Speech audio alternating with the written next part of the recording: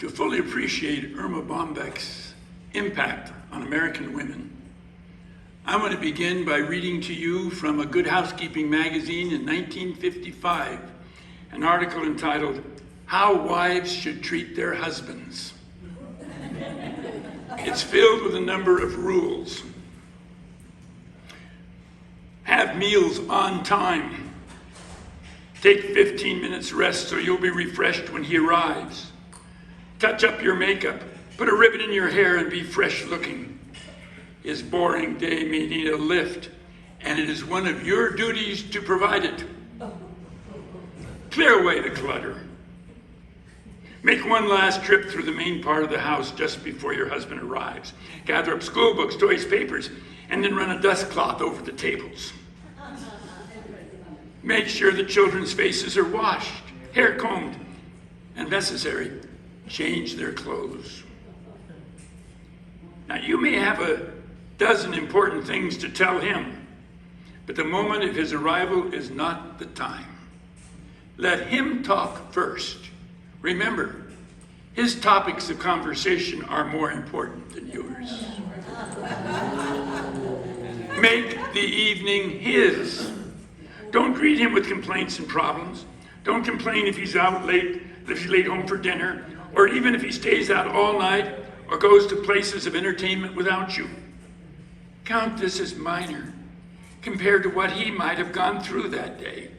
Instead, try to understand his world of strain and pressure and his very real need to be at home and relax.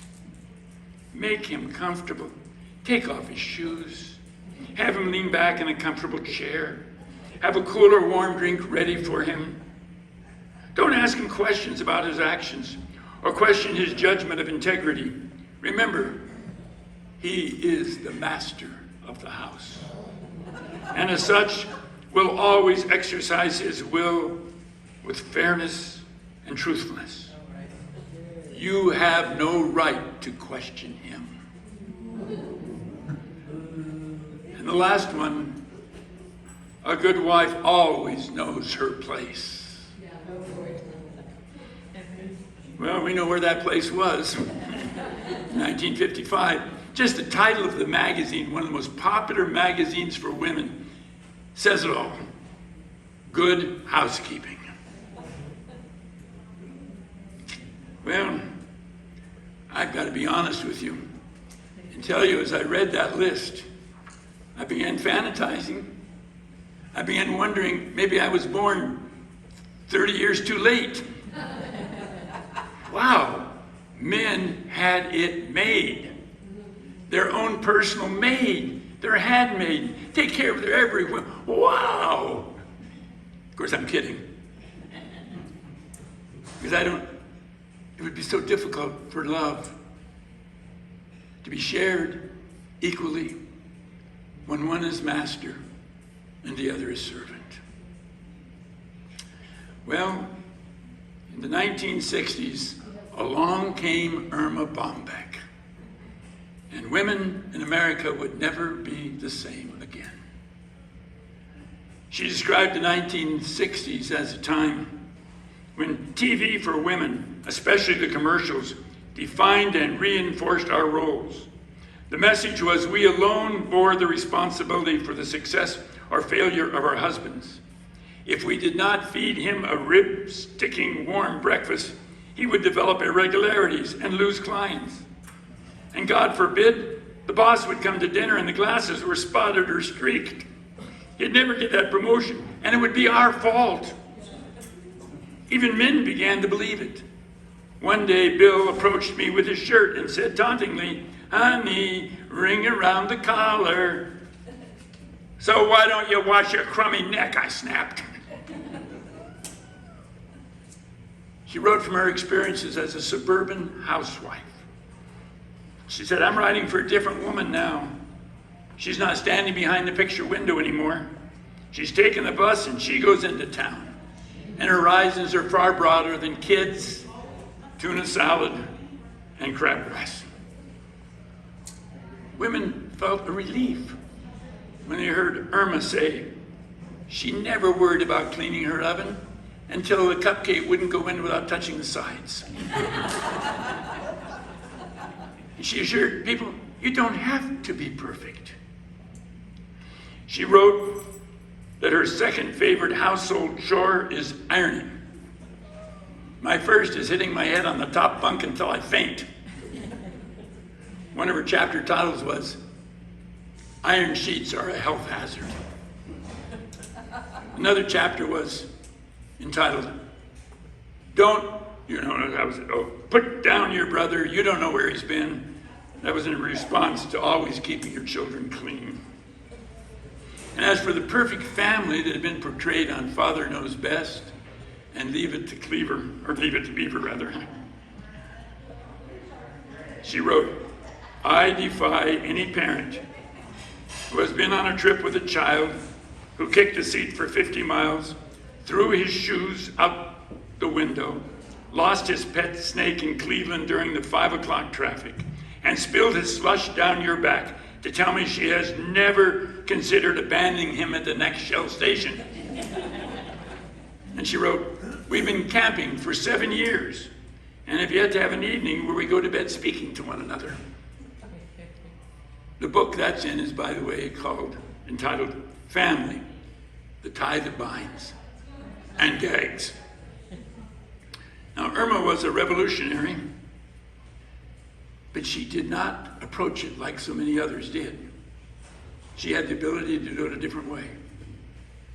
She did not lead protests or burn bras and things like that.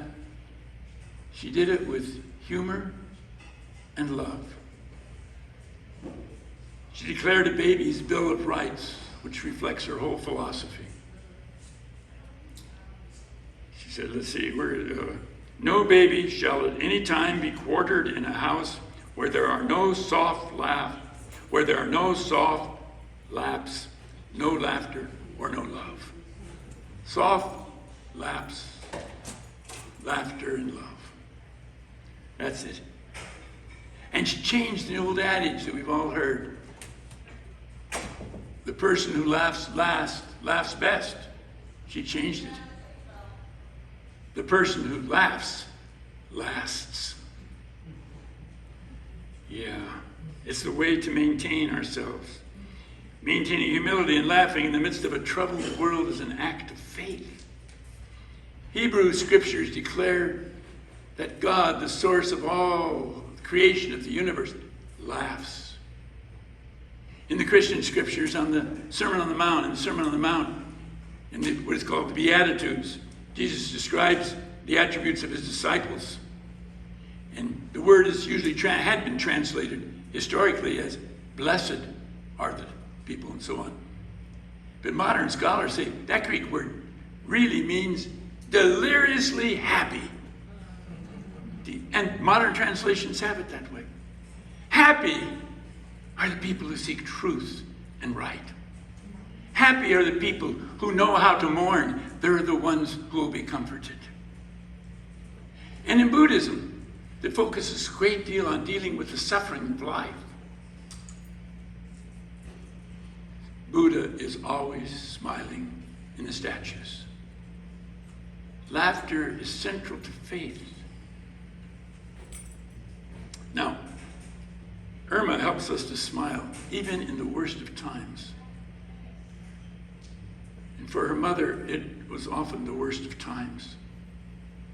Her mother had no known family. She was raised in an orphanage. She quit school in the 6th grade. She married a crane operator when she was 14 and had Erma when she was 16.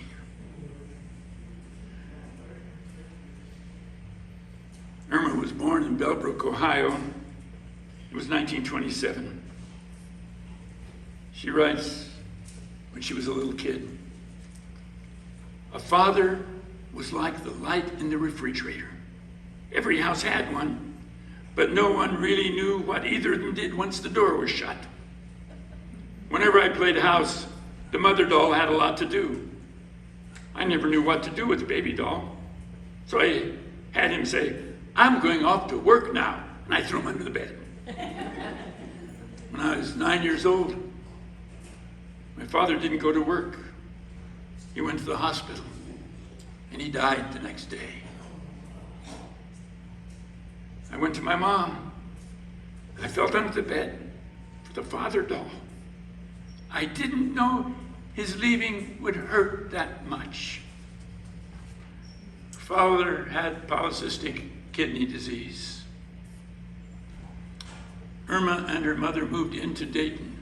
She'd been born in a suburb and lived with his parents in a tenement flat in the poorest section of town.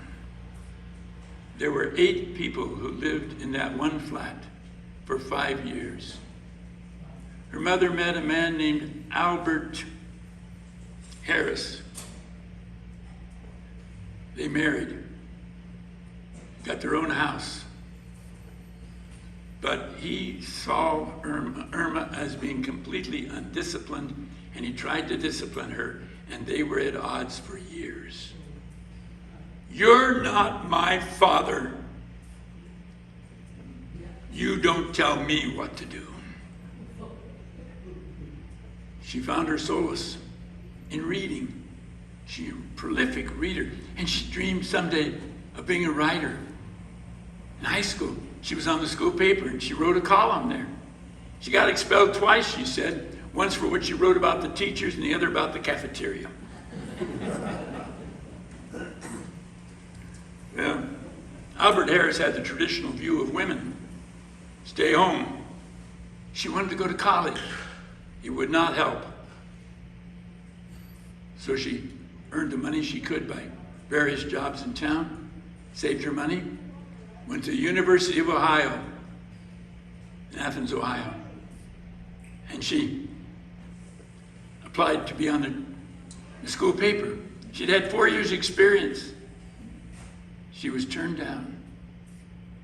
Her grades were hardly above a C level. And then a counselor told her, "Don't even consider being a writer." She was devastated. She swallowed her pride. She went home after 1 semester. But she did not give up.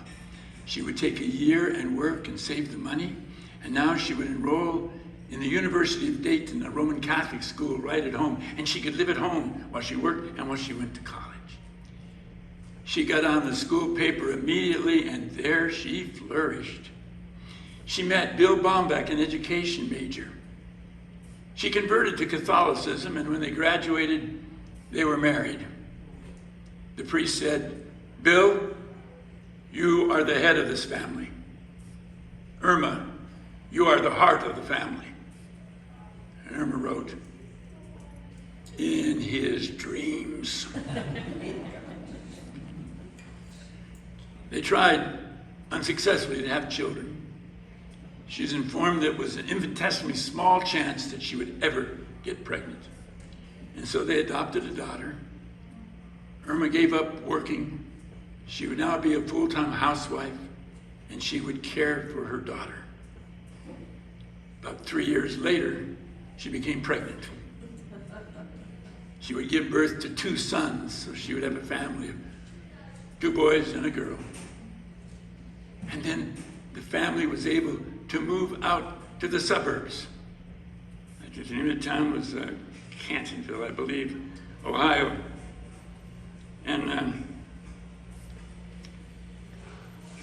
after she had her children, she said, "My postnatal depression was longer than most. I went into it 7 months before the baby came, and it lasted until the kid was 17. Then it began to taper off." One of her book titles, by the way, is "I Lost Everything in the Post-Natal Depression." So it was Centerville, Ohio, where they moved. Now she wanted to provide her children and her husband with the best home possible, not like her home had been. She did everything to be a super mom, a super wife. She filled the roles of the suburban housewife. She even read a thing in a craft magazine about how you can take a coat hanger and put tissue on it and it would make it look like a Christmas wreath. And so excitedly she did it, and she hung it on her door, and she said it looked like a bent coat hanger with toilet paper on it. She struggled, always trying to be perfect. She wrote, "I kept the dream of writing someday, but I didn't ever have time to read a newspaper. And I never let my dream express itself. It was so fragile, I was afraid it would break." When her youngest son was off to kindergarten, she knew she had to find something to do. She was 40 years old. "I'm too young for a paper route. No, too old for a paper route, too young for Social Security, and too pooped to have an affair." So she would try to find something to do. She began writing an article for a local weekly shopping news. They paid her $25 for each one of her articles. And then the Dayton newspaper, the Herald Journal, hired her to write 3 articles a week. And she titled it "At Wit's End." And within a couple of weeks, other newspapers began picking it up. It was syndicated. And eventually, it would be in over 900 newspapers in America. She was a frequent visitor then on a contributor on ABC's Good Morning America and on the Arthur Godfrey Show. She was one of the best known women in all America. She was the first journalist to ever be the marshal of the Rose Parade in Pasadena. The family moved to Arizona, where Bill became principal of a high school in Phoenix. She was very active in her church. She was active in the Arizona Kidney Foundation, and she worked for the cause of helping wives who were battered and children who were beaten. When Pope Paul, wasn't it? The second presided over a papal mass in southwestern United States in 1987, the diocese was told to choose its outstanding theologian to introduce him. They chose Erma. People were shocked. She can't be a theologian. She's a woman. She's not a priest. She never studied theology in college. How can she be the best theologian we've got?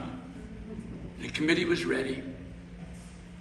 They said, according to Catholic law, a theologian is one who is well versed in divine matters. And Erma is well versed. She was able to take the common things of life and see God at work. Now take, for example, her writing about mother's spit glands. She said, mother's spit glands develop during pregnancy much like milk glands. Mothers need all the spit they can get. At first it seems gross, but you adapt to it. How else do you remove milk stains from a bib, chocolate from lips, lipstick from cheeks, bird poo and mud from shoes, ice cream from noses, spilled food from shirts? Mothers need saliva to tame flyaway hair and cowlicks, to remove mustard from car seats, and the list goes on. The Bible, Jesus used his spit to put on a man's eyes and the man saw. And Erma tells us about her spit. And her eyes are opened to see the beauty of life and what love does for another.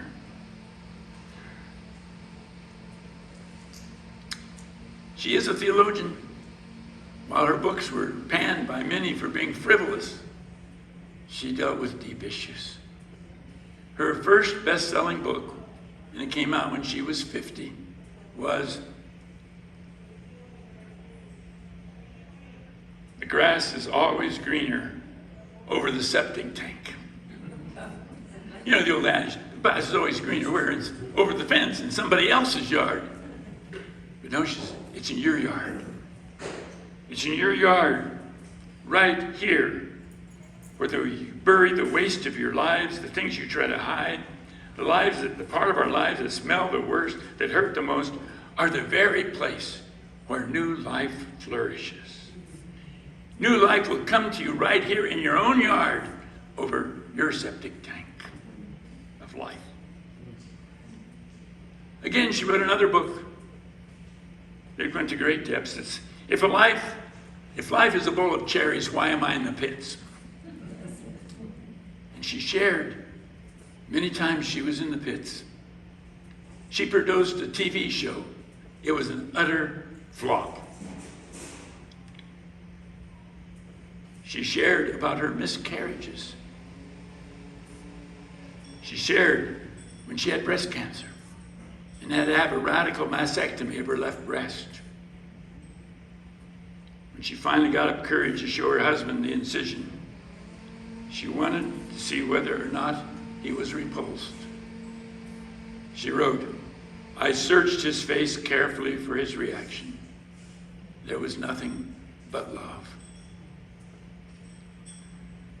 For quite a while, Erma prided herself that she never dealt with anything more controversial than static cling. But she could not remain silent when states were not passing the Equal Rights Amendment.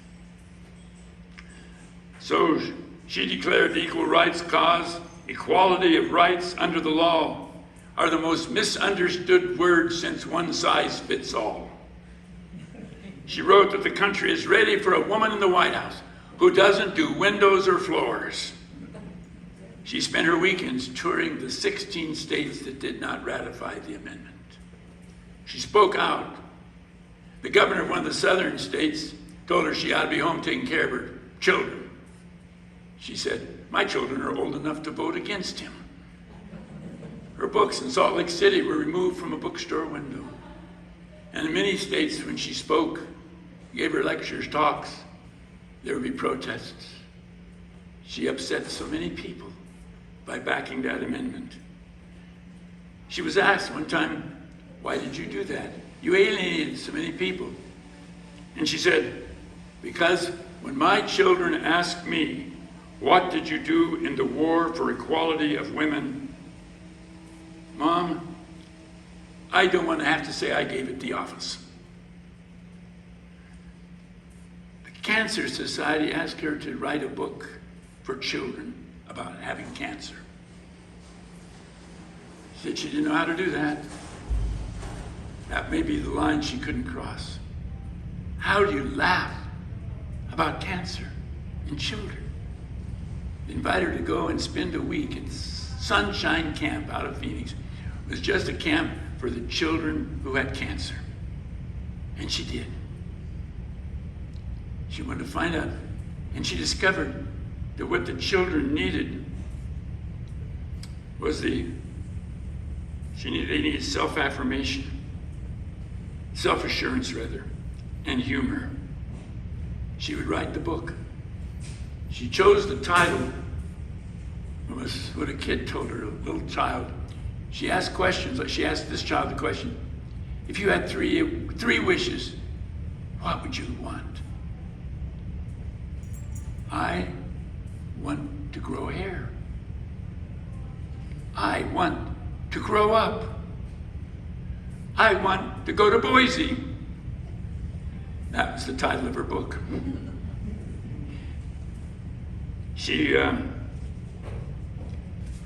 That book changed her life. She writes about it and says, things that were important don't seem like worrying about anymore. I'm more of a one day at a time person now. I think about the 3-year-old boy who threw his arms around me and said, guess what? I'm going to the circus. The counselor said, no, we're going swimming today.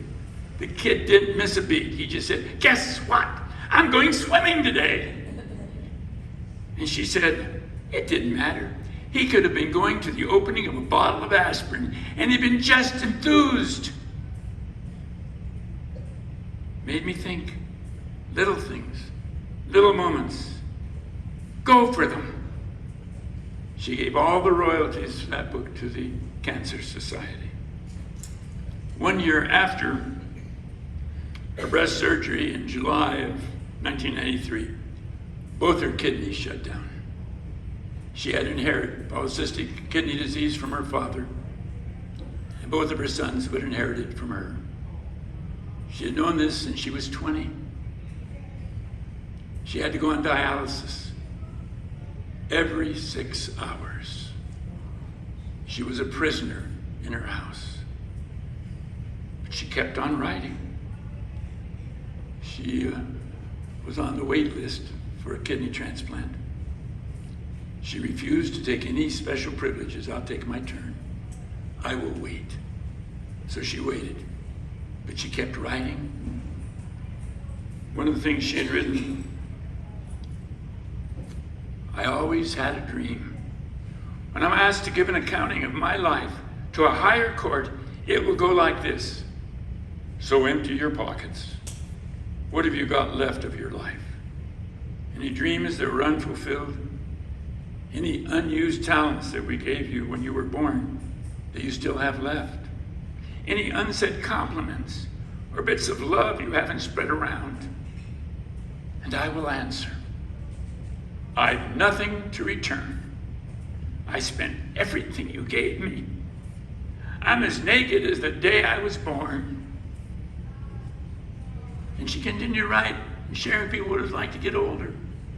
She said, I have a gynecologist who's older than my cookie sheet. When Bill retired, she wrote, I am one of those devoted wives who's trying to up the retirement age of men to 95. On April 3rd, 1996, her beeper sent the signal. She was rushed to San Francisco, UC hospital in San Francisco, where the transplant was performed. The next day they announced that it had been successful. But then jaundice settled in and post-operative pneumonia. And about a week later, Dr. Ahmed of the hospital had a press conference and announced Erma Bombeck has died. And then he added, she had a smile on her lips. And Ellen Goodman, columnist, wrote, a lot of columnists write to end up in the congressional record or at the Pulitzer Committee's door. But Erma Bombeck went us all one better. Her works won her the permanent place of honor in American life, the refrigerator door. Amen.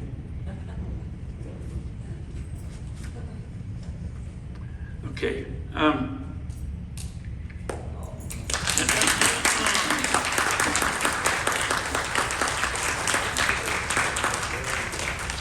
sorry about the voice. Hardly. I'm going to UCD, ENT. They're working on it. I've taken steroids for almost 30 years for my asthma, and it affects the vocal cords. But they think they can improve it. And I'm going to a speech therapist to learn how to talk over the gurgle. So I don't know if I'll be able to do any more of the talks, but I'm counting on it. I'm going to get better and be able to still do this. One thing I want to do, I had a lot of books of Erma Bombeck's, but I gave them all away when I moved here. But I kept one. It was a gift to me from somebody else. Forever Erma, it's a collection of her writings. And I want to share it with everybody. So Jean, I'm going to give it to you to put in the library here. Any of you can check it out anytime you want. And if you have any extra Erma Bombeck books, you might do the same. There you go. For the donator. Thank you. Yeah.